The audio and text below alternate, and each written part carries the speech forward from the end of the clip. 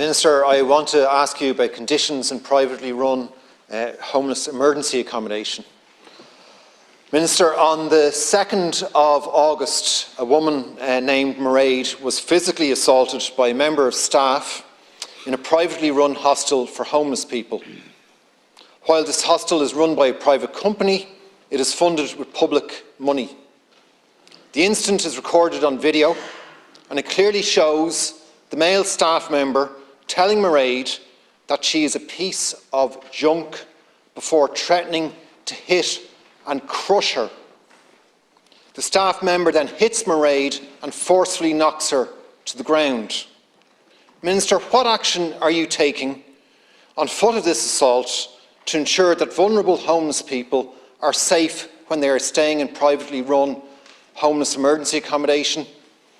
And what follow-up support has been given to Mairead since this assault, and why was she left sleeping on the streets for several weeks after this assault?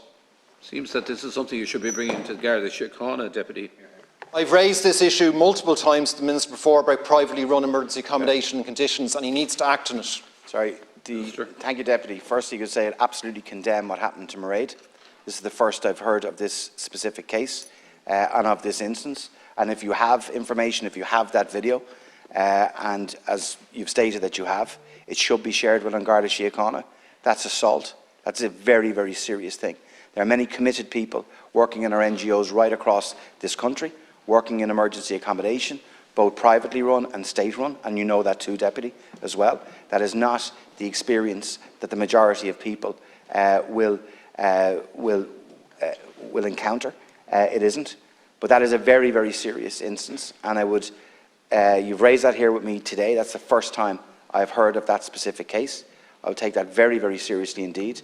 I'd like to know where that is. Is it in the Dublin region? If it's in the Dublin region, I will raise it myself directly with the DRHE.